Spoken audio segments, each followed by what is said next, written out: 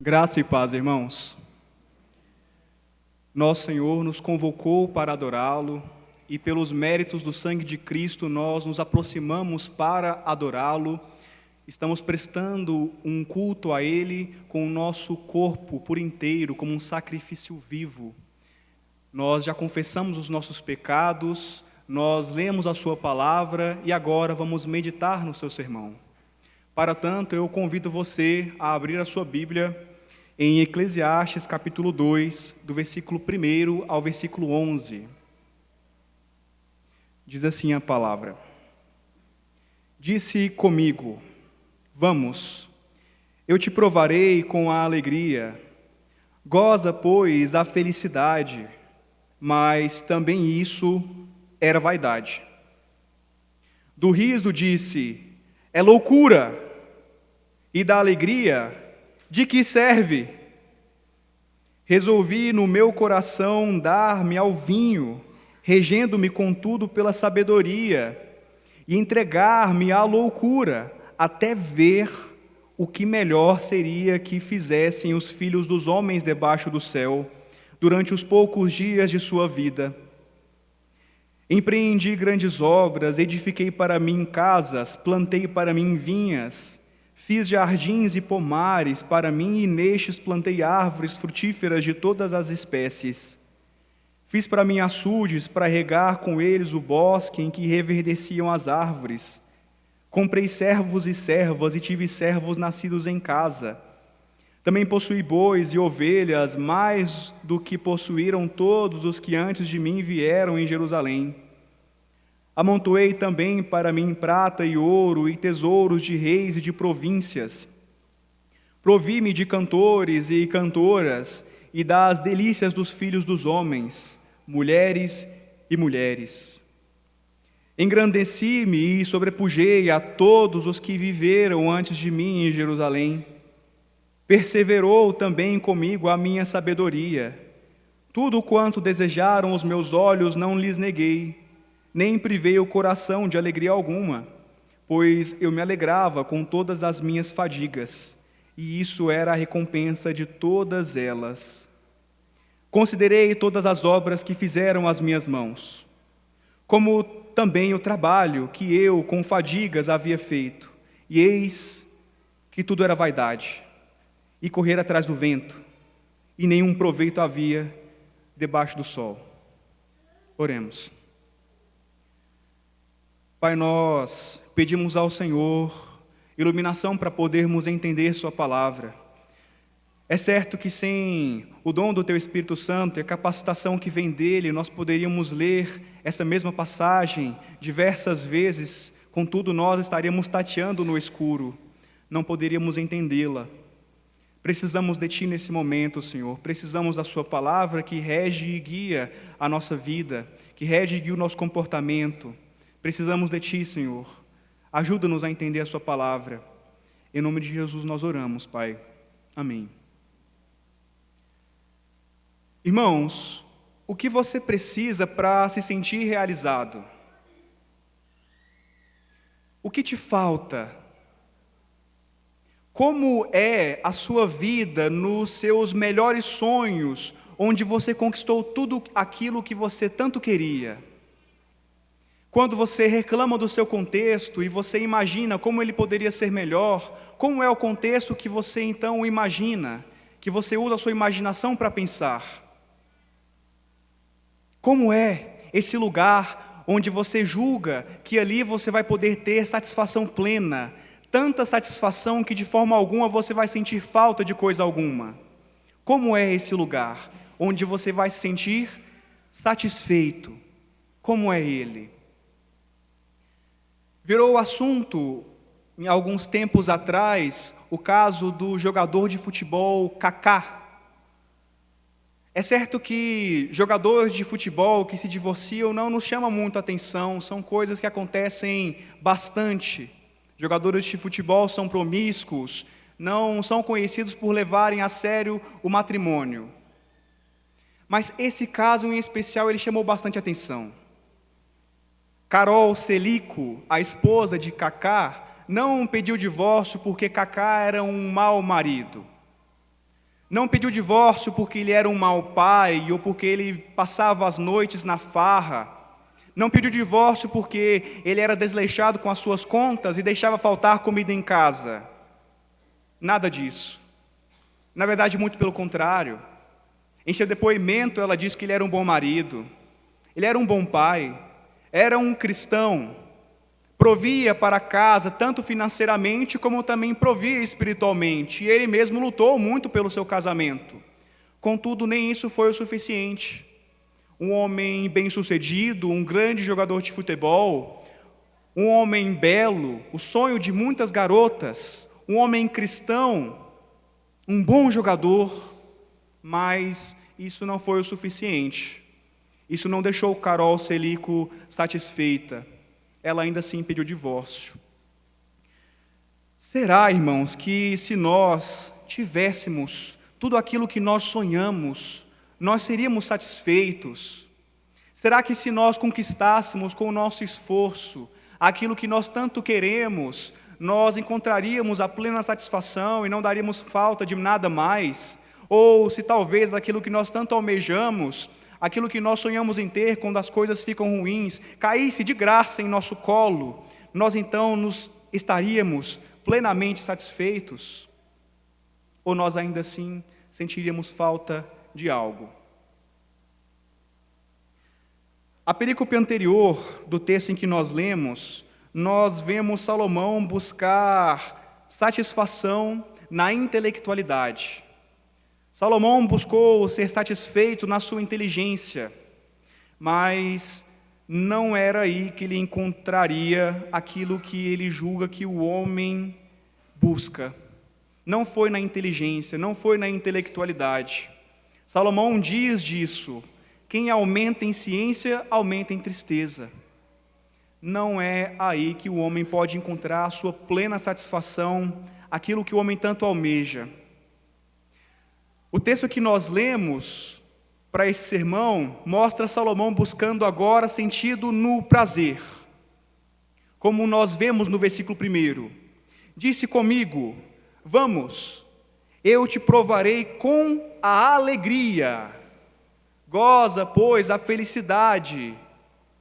Mas também isso era vaidade. Agora Salomão, que acaba de realizar um experimento, buscando na inteligência, na cognoscibilidade, a satisfação que o homem tanto almeja, e depois de não ter encontrado aquilo que ele buscava na inteligência, agora Salomão vai buscar nos prazeres, mais especificamente naqueles prazeres mais ligeiros, que assim quando você executa a ação, o prazer vem de imediato. Terminou seu experimento na intelectualidade, não estava ali, agora ele parte para fazer uma pesquisa nos prazeres. Salomão conversa consigo mesmo aqui e se propõe o seguinte desafio: experimentar a alegria e conferir se é nela que está o sentido da vida. Seria então a alegria a razão de nosso viver? Seria o contentamento? Seria o prazer? Será que nós somos criados para sermos alegres, de forma que no momento em que nós não estivermos alegres, nós não encontramos o sentido para a nossa vida não faz sentido? Será que nós fomos criados para sentirmos prazer, de forma que no momento em que nós não estivermos sentindo prazer, nossa vida não faz mais sentido, não há mais razão para viver? Será que é aqui então que há o sentido para nossas vidas? E é isso que nós devemos buscar durante o pouco tempo que nós temos debaixo do sol? Salomão fez essa pesquisa para nós. Mas a resposta ele já dá logo no primeiro versículo: não é aqui. Não é aqui. No versículo 2 ele diz: do riso, disse, é loucura. Da alegria, de que serve? O experimento que Salomão fez revelou fortes convicções em seu coração, a ponto dele chamar o riso e a loucura e a alegria de loucura. Quem chamaria o riso e a alegria de loucura? Nós gostamos de dar risada, nós gostamos de nos alegrar. Quem negaria que essas coisas são boas? Salomão a chama de loucura. Não está aqui, não está no riso, não está na alegria. Por mais que sejam coisas boas, deleitosas e que nós almejamos, não é isso que dá sentido à vida do homem, não é ser risonho. Salomão continua seu experimento.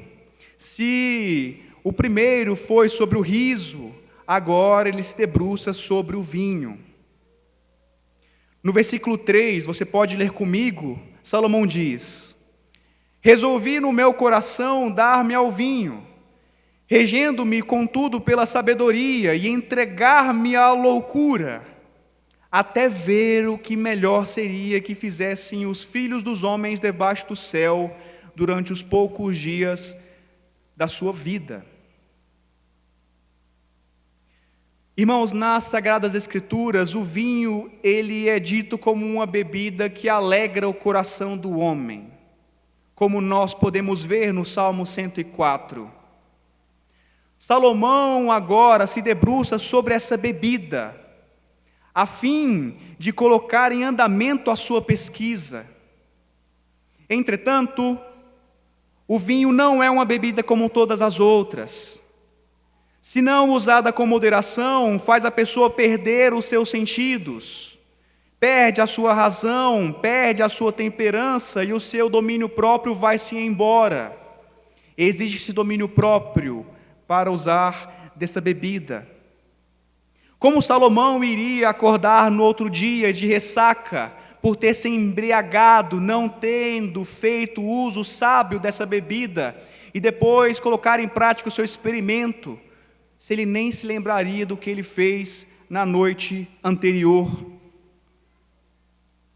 Salomão responde a isso dizendo que ele se entregou ao vinho sendo guiado pela sabedoria. Segundo ele não se entregou de qualquer forma a esse experimento, mas ele se entregou com sabedoria.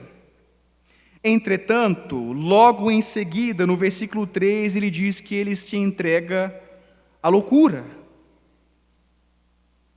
Como que alguém guiado pela sabedoria pode ser entregue à loucura? Ao meu ver, são coisas contrárias, são opostas. Sabedoria e loucura não são sinônimas. Como que pode isso acontecer? Eu vou reler o trecho. Resolvi no meu coração dar-me ao vinho, regendo-me contudo pela sabedoria, e entregar-me à loucura. Philip Heineken, o comentarista bíblico, coloca dúvidas sobre essa tal sabedoria que estava guiando Salomão. Segundo ele, essa não é a mesma sabedoria apresentada no livro de Provérbios, onde Salomão, por exemplo, diz que o temor do Senhor é o princípio da sabedoria, Provérbios 9:10. Não há dúvidas, meus irmãos, Salomão foi o homem mais sábio de seu tempo. Contudo, durante uma boa parte de sua vida, parece que ele não fez uso dessa sabedoria que Deus lhe deu. Ele a engavetou, a deixou de escanto, não a usou, casou-se com milhares de mulheres. Isso não é uma sabedoria dada por Deus. Isso é uma sabedoria que vem de si, que vem do homem. Segundo Salomão, ele faria esse experimento com a bebida só até ver o que melhor seria que fizessem os filhos dos homens debaixo do céu durante os poucos dias da sua vida. Quando ele chegasse à eureka, a resposta, ele encerraria a sua pesquisa. Será que está aqui? Será que seria no prazer que o vinho pode dar ao homem? Será que é nessa bebida que o homem encontra a melhor coisa que ele pode fazer durante os seus poucos dias de vida que ele tem embaixo do sol? Salomão continua a sua pesquisa. Agora ele começa a falar sobre os seus feitos e realizações. Afinal de contas, Se há algo que apetece o coração do homem, são seus feitos e realizações. O homem se agrada quando ele constrói algo com seu próprio dinheiro, com as suas próprias mãos. Isso apetece o coração do homem. É uma grande realização administrarmos as nossas riquezas tão bem a ponto de nós podermos fazer reformas ou podermos construir a nossa própria casa. São coisas que alegram o coração do homem, e Salomão agora, ele se encaminha a sua pesquisa para esse rumo. Veja comigo o que ele diz no verso 4 ao 6. Empreendi grandes obras, edifiquei para mim casas, plantei para mim vinhas, fiz jardins e pomares para mim, e nestes plantei árvores frutíferas de toda espécie. Fiz para mim açudes para regar com eles o bosque em que reverdeciam as árvores. Esse é o novo experimento de Salomão agora. Irmãos, o sentimento prazeroso que o homem tem por saber que construiu algo é compartilhado por Salomão. Não é algo somente nosso. Mas será que está aí o sentido da vida do homem? Aquilo que pode dar tamanha satisfação ao homem a ponto dele não sentir falta de mais nada?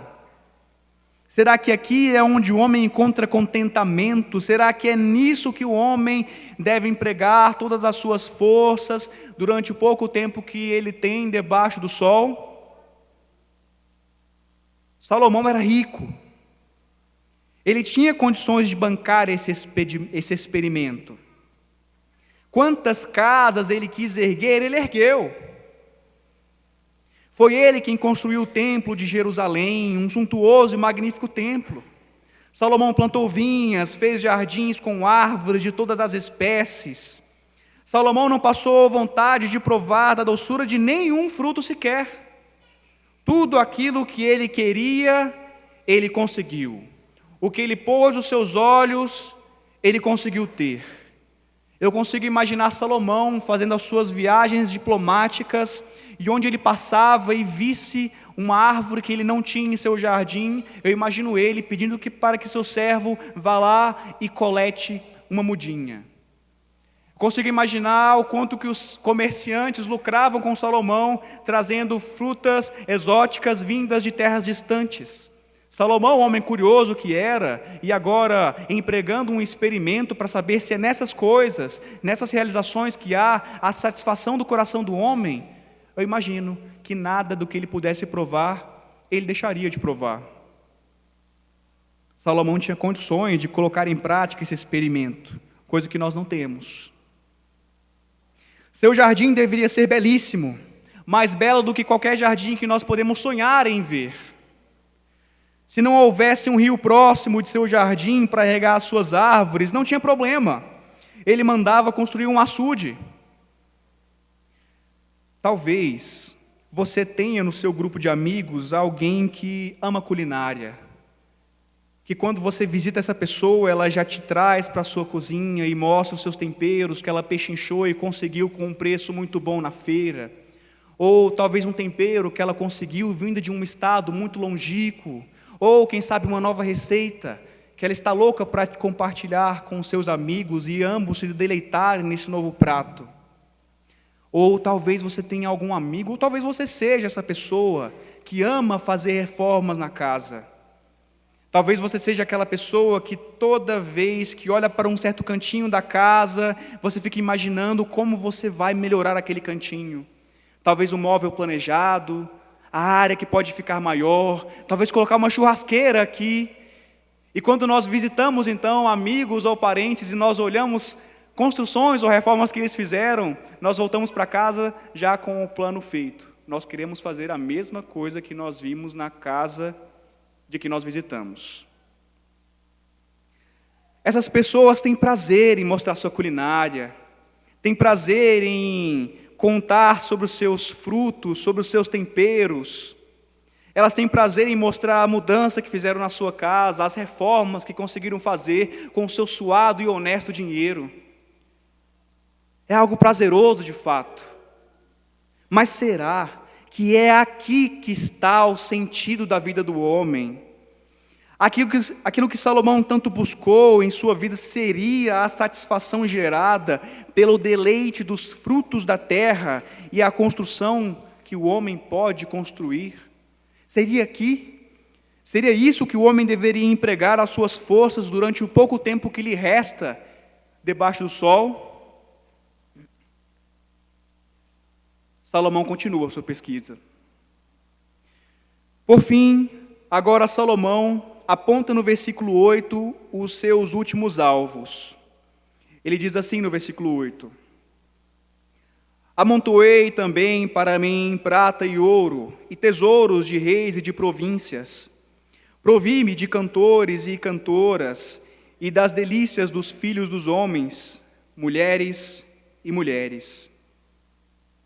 O último experimento de Salomão envolve 3 coisas: riquezas, entretenimento e carnalidade.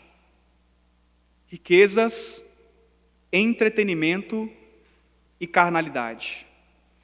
São esses os últimos 3 experimentos que nós veremos que Salomão fez, buscando a satisfação da vida do homem. Será que estaria nessas coisas aquilo que Salomão tanto procura? Será que estaria aqui? Será que agora Salomão poderá dizer: Eureka! Eu encontrei aquilo que pode apetecer ao coração do homem? O rei Salomão acumulou riquezas como ninguém em seu tempo. Os reis admiravam o rei Salomão e se espantavam até com as vestes dos seus servos. A rainha de Sabá o que o diga. Se os servos de Salomão, os escravos, se vestem desta forma, o que dirá o rei? O que dirá de seu palácio? Irmãos, o dinheiro pode trazer uma certa segurança para nós. Pode trazer uma sensação de provisão, uma sensação de que nós podemos comprar tudo aquilo que nós queremos. Pode trazer uma sensação de poder. Os homens gostam dessa sensação. E Salomão teve a maior riqueza de seu tempo. Seria aqui que o homem encontraria aquilo que tanto seu coração almeja? Seria nas riquezas? O que dizer dos músicos, então, que Salomão contratou para tocarem em seu palácio? Num tempo onde não existe televisão, YouTube, Spotify, coisas que hoje nós temos para nos entreter. Nós temos um entretenimento na palma de nossas mãos. Podemos ouvir a música que nós queremos, no momento em que nós queremos.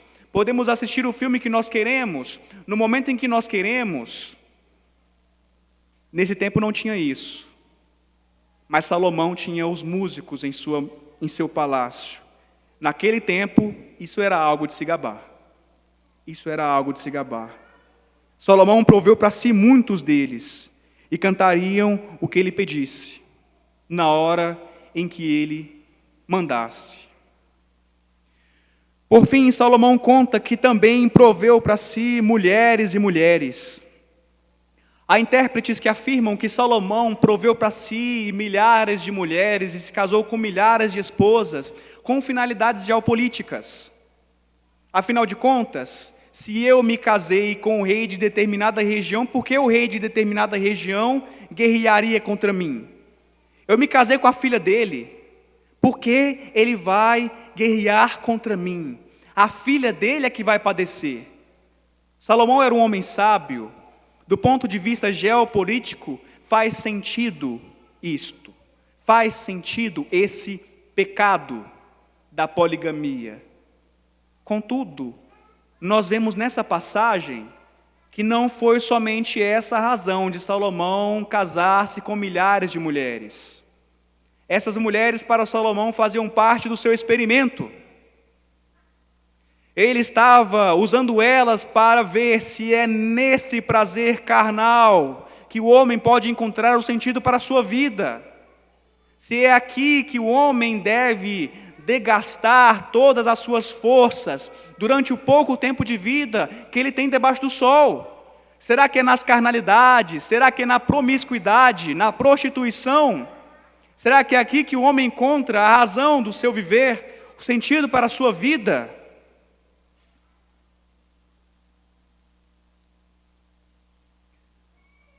Salomão não encontrou a resposta que ele queria nesses experimentos. Ninguém foi maior que ele em seu tempo. Ele foi maior que todos os que viveram antes dele. Salomão não lhe negou nada do que seus olhos viram. Afinal de contas, ele tinha condições para fazer isso. Ninguém se permitiu experimentar de todos os prazeres possíveis em sua época mais do que o rei Salomão. Contudo, o sentido da vida que ele tanto buscava não estava em nenhuma dessas coisas. Como ele diz no primeiro versículo, tudo isso foi vaidade. Eu perdi meu tempo. Não era aqui. Não era aqui. Irmãos, nós queremos uma vida de risos. Amamos dar risadas, nós amamos estar com pessoas risonhas e engraçadas. Nós lembramos dos momentos em que nós passamos com essas pessoas como momentos memoráveis. Nós gostamos de contar desses momentos que nós passamos com bons amigos. Amamos a alegria.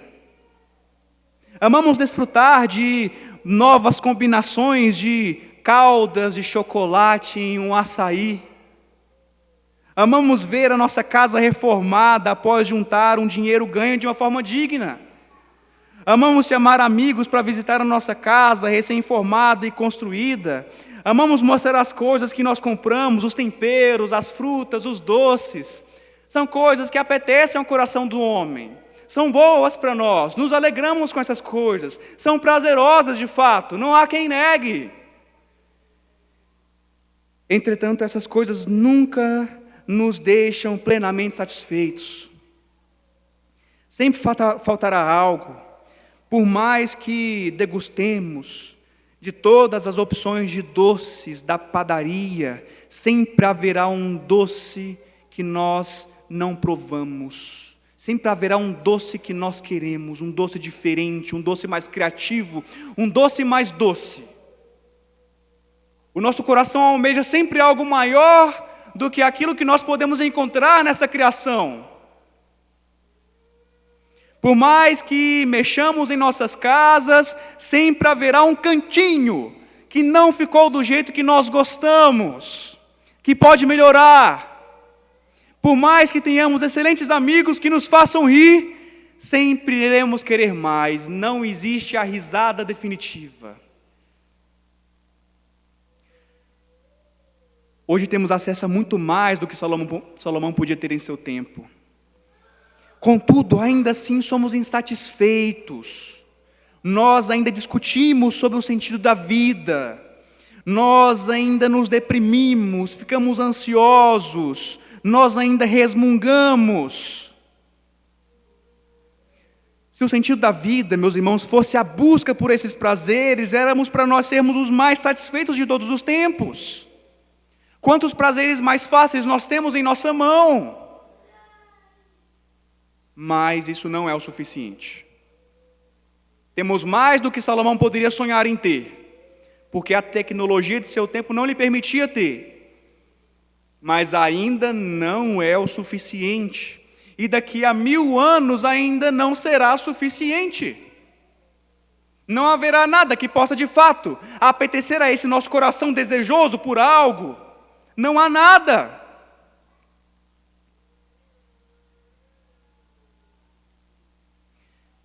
Esse texto que nós lemos nos mostra que o prazer buscado como um fim em si mesmo não pode satisfazer a sua e a minha alma. O pastor Emílio Garófalo, em seu livro Isso é Filtro Solar, diz, abre aspas, frequentemente vivemos como se as coisas belas e preciosas deste mundo fossem o máximo da experiência de deleite que o coração pode almejar. Se ficarmos nelas, entretanto, vamos repetidamente nos frustrar. Se entendermos o objetivo de Deus com as coisas boas deste mundo, vamos aprender a usufruir delas com maior satisfação. Fecha aspas. Irmãos, por mais que essas coisas que nós falamos aqui sejam boas, elas não são o máximo da experiência que o coração do homem pode almejar. Nós somos capazes de almejar muito mais. Muito mais.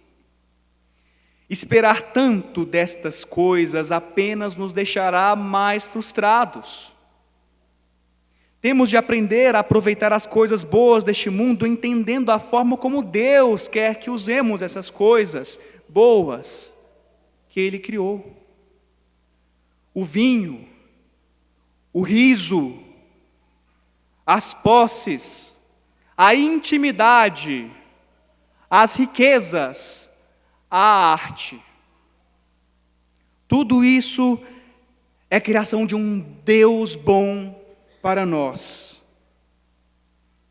Embora o pecado tenha alcançado todas essas esferas e os homens tenham feito um mau uso dessas coisas que Deus criou, não podemos nos esquecer que essas coisas Deus criou para o nosso bem.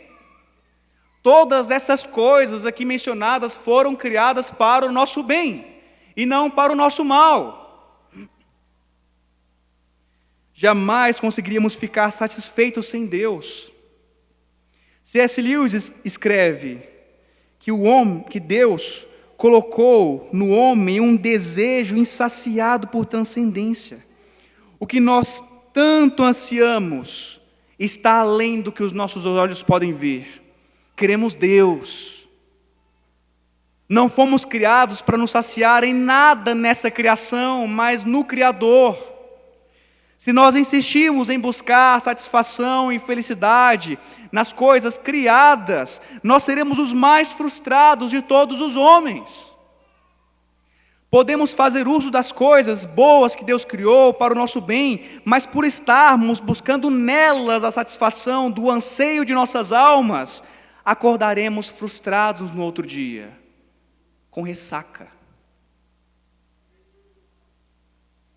As coisas boas se tornam ruins sem Deus, mas em Deus as coisas boas se tornam melhores. Nossa satisfação só existe em Deus para que a nossa insatisfação nos ensine a voltar para Ele.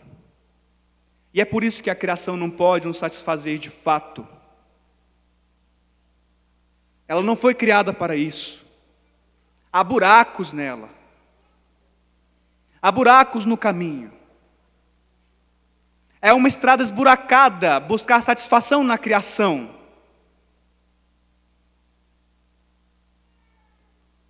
Isso é para que nos lembremos que o nosso verdadeiro deleite só pode encontrar sossego no Criador, não na criação.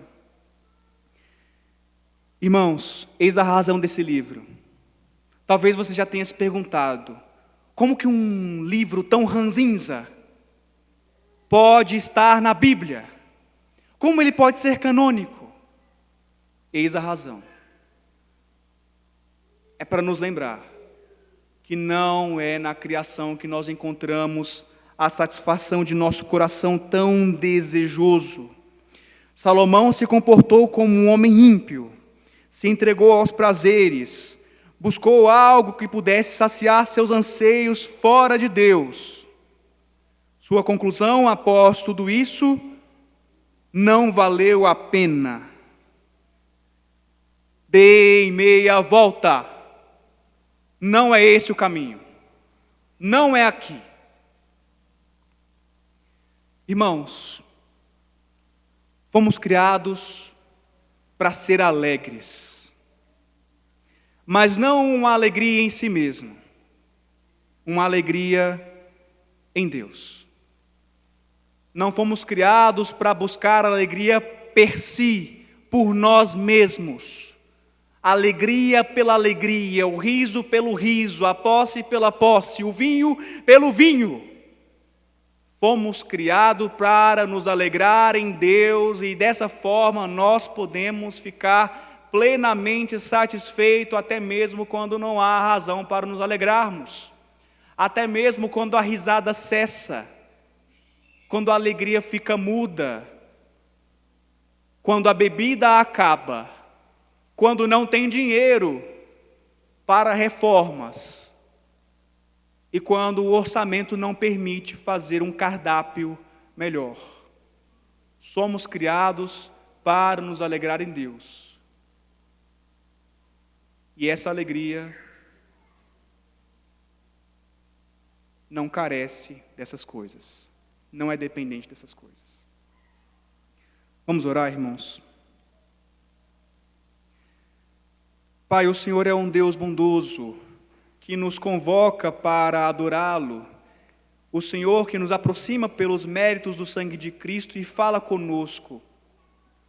O Senhor nos confronta dos nossos pecados, mostra os nossos ídolos, mas ao final nos dá o deleite de sabermos que nós podemos nos alegrar em Cristo, ainda que pareça não haver motivos para tal alegria. Senhor, pedimos ao Senhor que nos ajude a aplicar tal palavra em nossas vidas. Pedimos perdão ao Senhor por todas as vezes que nós buscamos alegria pela alegria. Nós fizemos experimentos por nós mesmos e não fomos guiados pela sabedoria bíblica. Perdão, Senhor. Corrige, Pai, a nossa rota. Guie-nos, Pai, a um caminho de satisfação em Ti. Um caminho de gozo e alegria no Senhor, uma alegria que espante o ímpio, pois quando ele olhar para nós e julgar que não há razão para nós nos contentarmos, nós ainda assim diremos: obrigado, Senhor, pois o Senhor é um Deus bom, o Senhor nos dá esperança. Obrigado, Senhor, pela sua palavra lida, explicada e aplicada ao nosso coração. Em nome de Jesus nós oramos. Amém, Senhor.